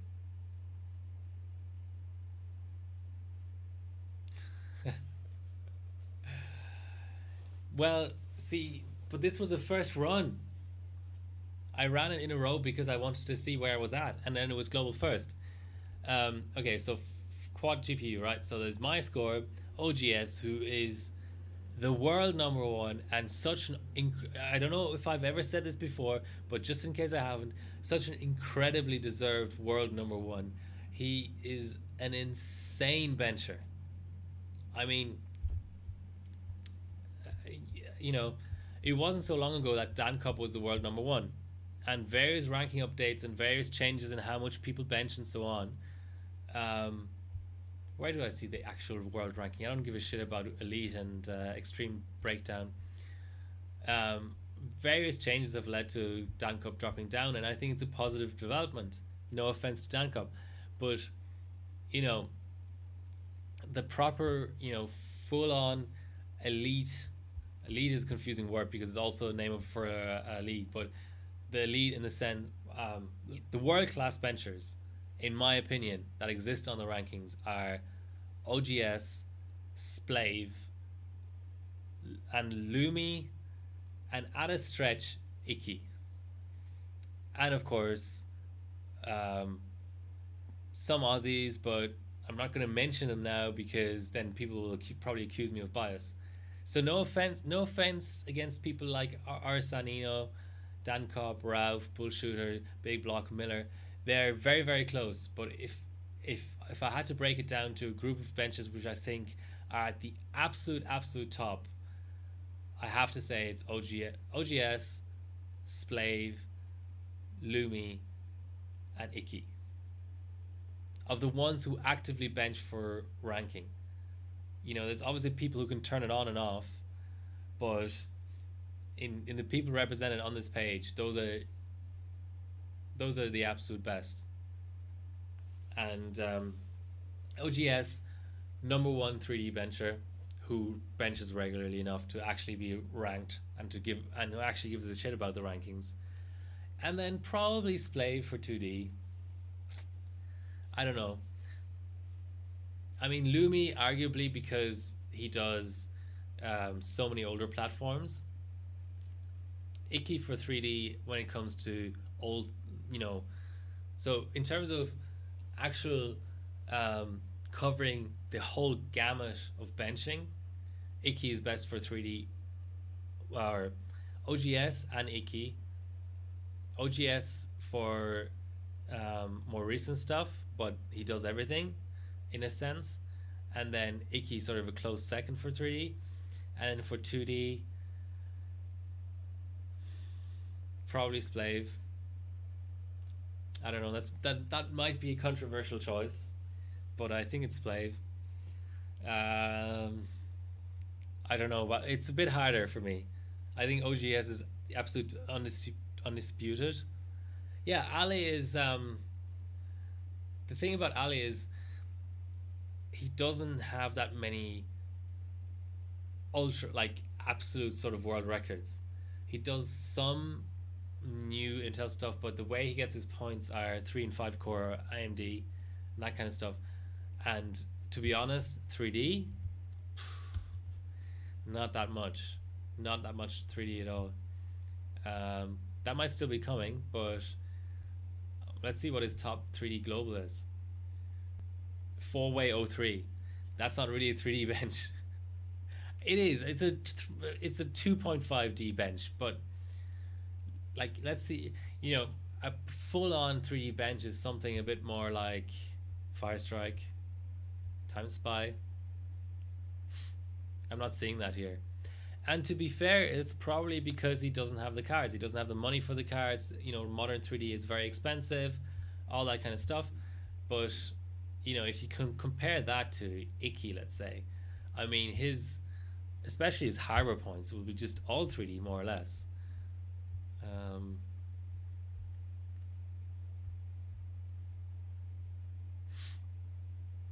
there you go. His first 8 are O3, which I know is 2.3, 2.5D, but when you've got 8 of them to lead off your harbor points, that's a pretty strong statement. And then by number 11, he's got a Vantage in there. I mean, this is absolutely incredible stuff. It takes down rank 31 with this 7700K. That's not even a current gen chip. Is his first 2D result. And then he's got a 32M. On Devil's Canyon of all things. He's got 4 2D results out of 60. And they're all over 40 harbor points. Do people realize how hard it is to get 40 harbor point results? Sorry, 60 harbor point results over 40 points. Most people don't even have one. I think I have like 2 or 3. This person has 60, and over 50 of them are 3D. All right. I don't know how I got into this topic, but anyway, 3 and 4 way benching, even more niche than 3D already is. So you've got like older sort of Kingpin results, Bob and Zed. I mean, somebody just with, I don't even know what this is. This is somebody just buying so many cards that they just get first place by default. You've got Ralph, which I have certain opinions about, and OGS, of course. So it's basically, it's a group of less than 10 benchers who do all of the Mat 26 LFC does some stuff. um, that do all the 3 and 4 way. And that was a motivation behind, I think, Revision 7. Revision 7 went crazy on multi-way 3D points, and it did a little bit to revive the categories, but clearly not enough. If a bozo like me can get a global first, then there's something wrong. But I will attempt two way. Two way is an interesting one because you can run it. So certain video cards will play nice two way on XP64, and the fastest or the most convenient of those, I suppose, is the GTX 580. And I have something like five GTX 580s, so I will give it a go. Now that I have 3 and 4 way, one way is cheated, so that'd be kind of neat. I don't think I can beat. It's Lumi again. I don't know. I mean, I was saying the same thing about 3 and 4 way that I can't beat Lumi, but I don't know. I mean, this is it's only at 7 gigahertz. I think 950 1200 is easy on a few 580s. Um, that shouldn't be a problem.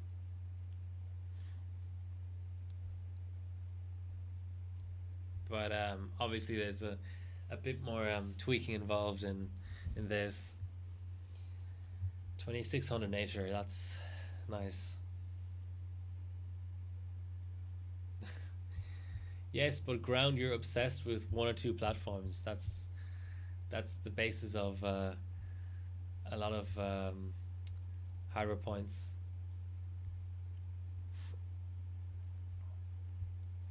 I wonder who has the highest top 60 for hardware points. It might be OGS.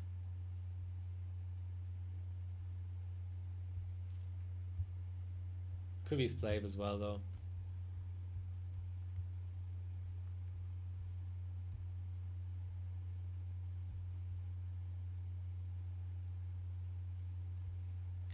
So OGS, yeah, a little bit more 2D, but still 3D focused. So actually, OGS has less hardware points than Icky does. Yeah, Icky doesn't really go for globals as much as Splave as the others. That doesn't make sense. TR4, that's an interesting platform.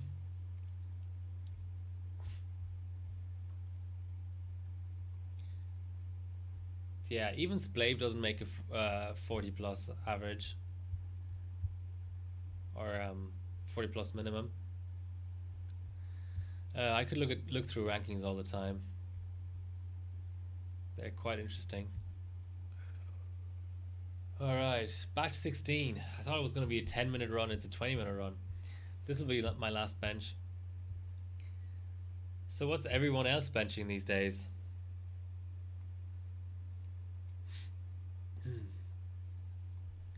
Oh man, my voice is sort of going. This is about as much talking as I can do in a day safely.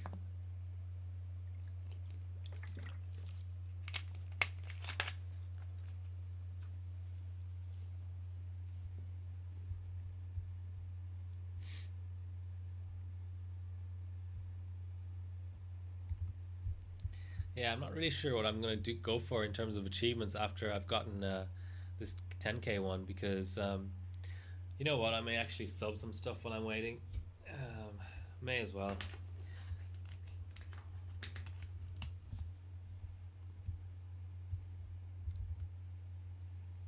Hopefully the Y Cruncher submitter isn't down. That would be tragic. I'd have to bench some other crap. Okay, let's see.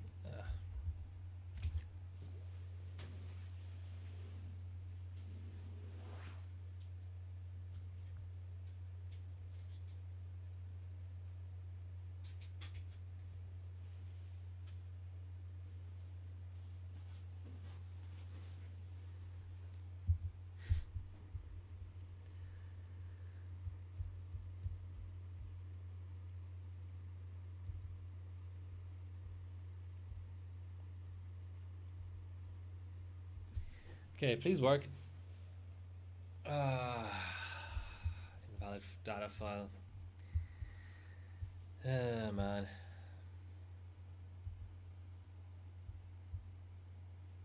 I'm glad I'm running this other bench then. Okay, let's submit our 20.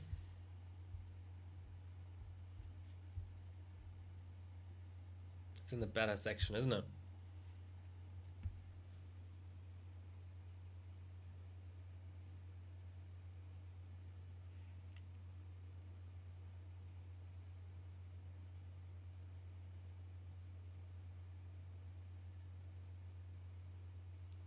Hypers love cold. Kinda.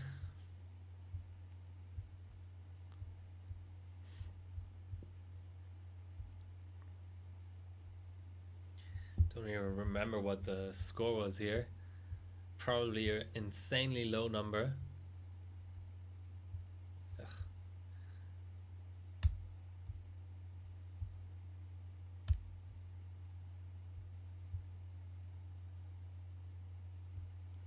834 points. That doesn't even sound that bad.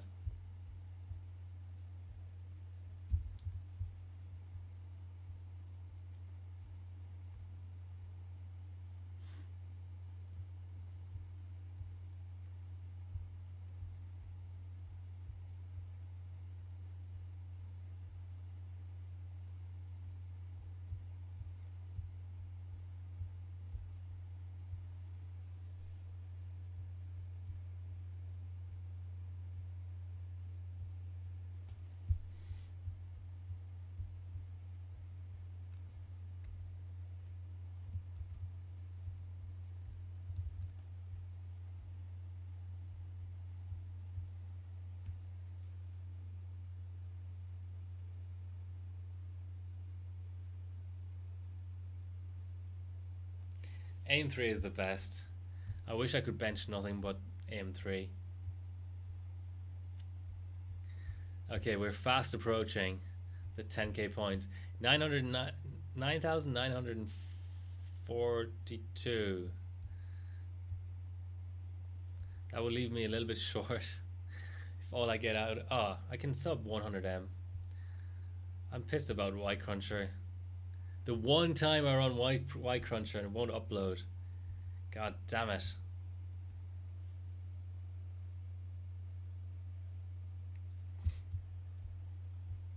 Run some Fire Strike or something interesting. Time Spy 4-way.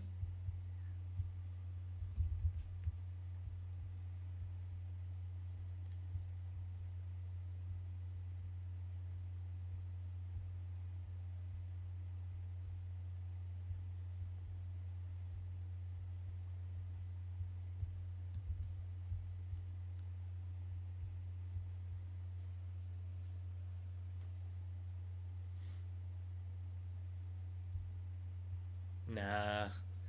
Do it on your 8350K, of course.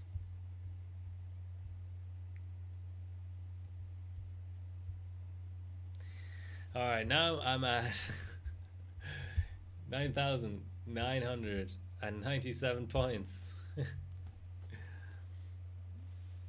And I have results, so I can, you know.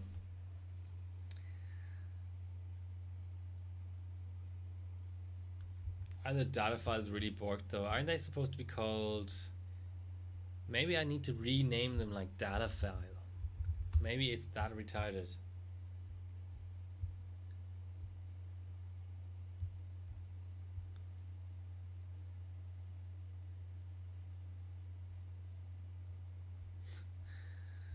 .5 team score. Yeah. Okay, I'm giving you one more chance, White Cruncher.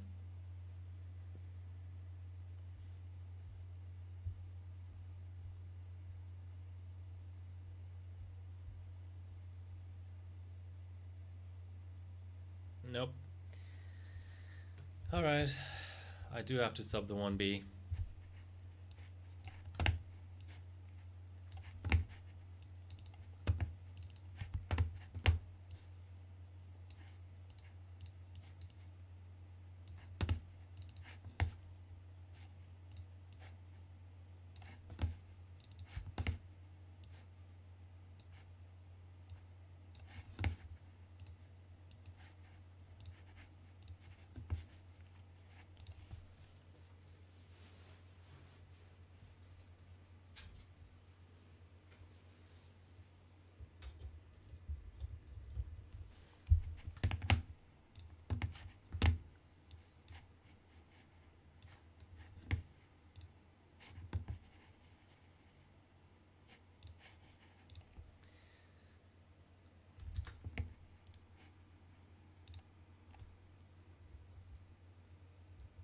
Come on, eject.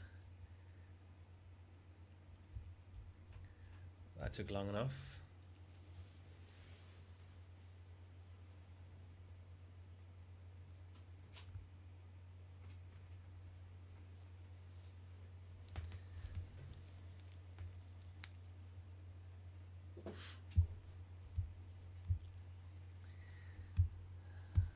I don't think I can take this excitement. What if the achievement is broken now? That'd be kind of funny. Okay, 1B.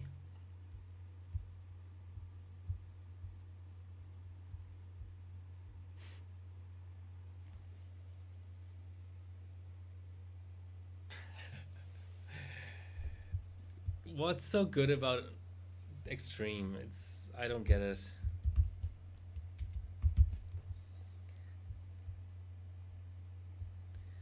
Five active cores, 3 whole gigahertz, air cooling.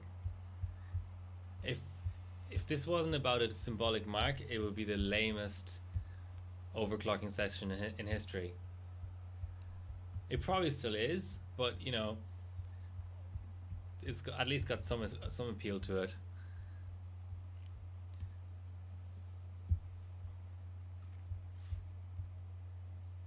There we go, 50 team points, 800 megahertz, 10,053 team points. And now, the moment of truth. These profile pages are so buggy.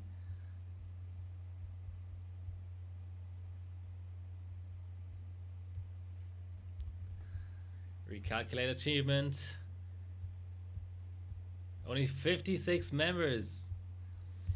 The other thing is, it's a bit inconsistent because in revision 6, it was much easier to get team points. So actually, there's tons and tons of people, you might notice it in the little scrolling thingy down here, that got the achievement when it was still easier to get 10,000 points. I remember I wasn't close to 10,000 points, but I dropped like 1,000 points or something with just the change to revision 7. So you see here, what's a good example? So 2017 had like 5 people get it. It doesn't actually, well, I suppose it's hard to know because people have accumulated at different paces and stuff. Is it there? I can't even bear to look. Yes, 10k points on the 1st of May, the day of labor. That's oddly appropriate. Now 57 people have this achievement. You have gained 1 achievement. I need to clip this. 2 years of running all kinds of weird and wonderful benches. No more. No more. AMD 50th anniversary. And you know what? I can actually get the Phenom achievement as well. I was on 49 submissions for Phenom, so unless the achievement is bugged, I can actually get a 2-for-1 here. Let's see. So I was on 49 of 50. Recalculate. Not as impressive. 244 people have it, but you know, every little helps. What was it? It's under manufacturer, I think. Yeah, there we go. 1st of May, I get the only AMD achievement. On the 50th anniversary of AMD, I get an achievement for 50 Phenom submissions. Okay. Enough superlatives. But this count doesn't update, I don't think. Oh, 54, here we go. All right. 2 achievements in one go. Ooh. I haven't seen the sleepy crosshair emote in a long time. That's nice to see.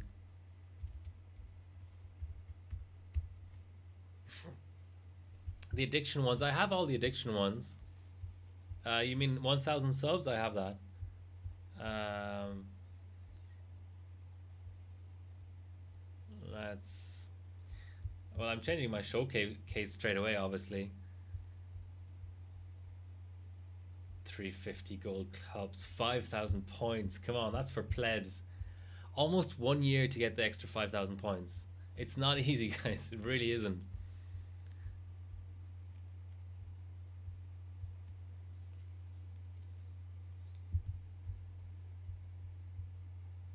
Okay. Yeah. I'd like to put some other stuff in here, but anyway. Okay, so you asked about the addiction achievements. So obviously I have 1,000 subs. I'm just missing the multi CPU configuration one. I don't think there's any more than that.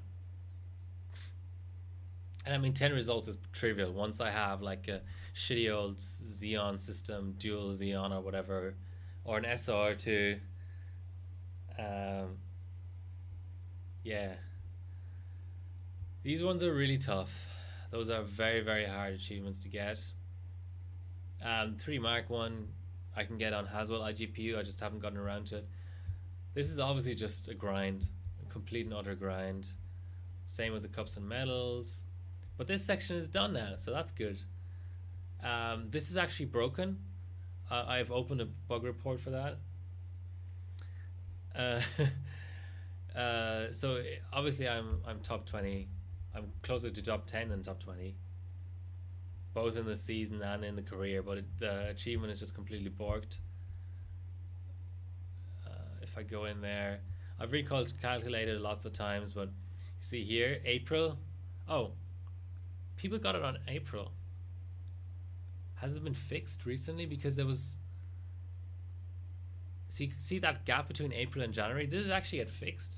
Hold on, let me recalc this one. Maybe I can get a 3 for 1.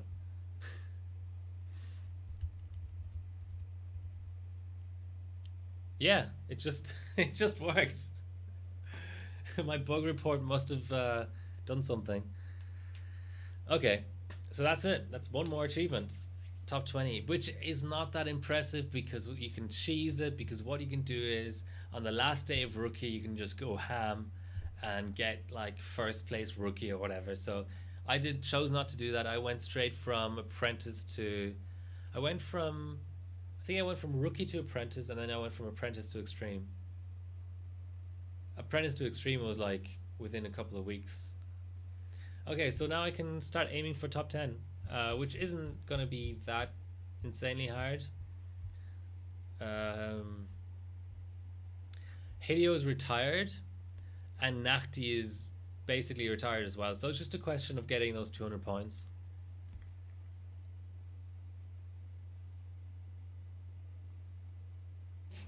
5 months to extreme. Yeah, but the thing is, dice is actually more expensive per kilo than LN2 is per liter in Australia, so it's a no-brainer. But yeah, Mat 26 LFC benches. Hideo and Nachti don't. Carter and Dark Gregor do. But yeah, I mean, top 10 shouldn't be that hard. Number 1 in Australia, that's going to be the real stretch. I mean, Radiant, anything like Shar benches a lot. Yeah, but the price is like 5 times more, and dice doesn't get you 5 times more than a kilo of dice doesn't get you 5 times more than a liter of LN2. Last time I checked, it was so I'm getting like $1.50 per liter of LN2, roughly, under two anyway. Probably a little bit more, maybe like $1.70. Um, and dice is more like 15-20 bucks a kg.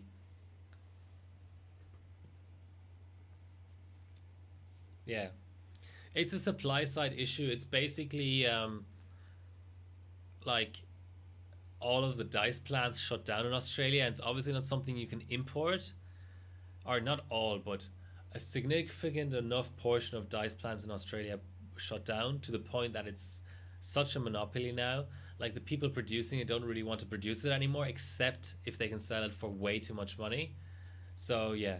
Whereas LN2 is obviously something that's used so much in plumbing and stuff that there's never going to be a supply issue there.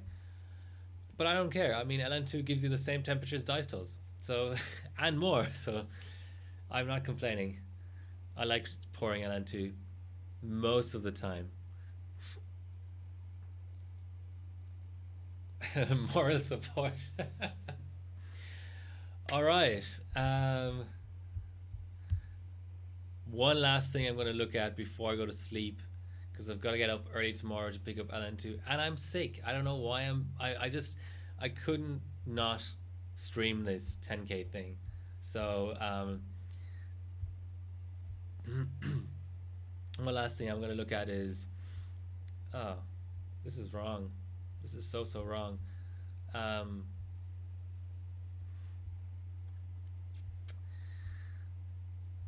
so many of these things are broken, but I think this one isn't. Bench more, people. Bench more. Look at that. The second, third, and fourth together is like the same as me. Bench, it's fun, you know. Just bench anything. Just it doesn't take much to get some team points. Even though I have to admit at the moment it's kind of pointless to go for team points because the team ranking doesn't work. It's another one of those revision 8 bugs.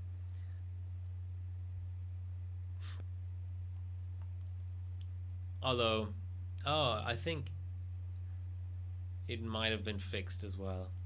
I take that back. This is not the this is the career team ranking. We need to overtake Greece. Greece is past its prime in terms of overclocking. We need to overtake Hellas overclocking team. Oh, what did Nightbot block? Oh, you're so frustrated with your own procrastination with benching that you put some expletives in the chat. Is that what you did? Yeah, Richie overtook you like a week ago. Come on, bench. I think I even tagged you when he overtook you. I don't know. We certainly talked about it in the Discord. And I mean, Richie does cold, so it's easy for him to get points. But yeah, there's your motivation.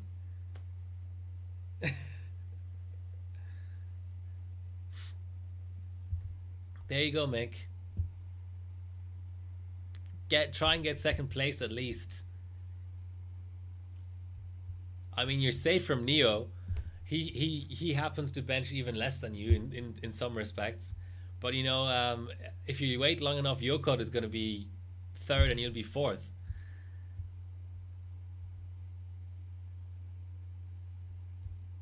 But yeah, so yeah, Hellas. We've got to overtake Hellas, and then Extreme Systems. That's also a team well past its prime. I mean these Germans and the Aussies.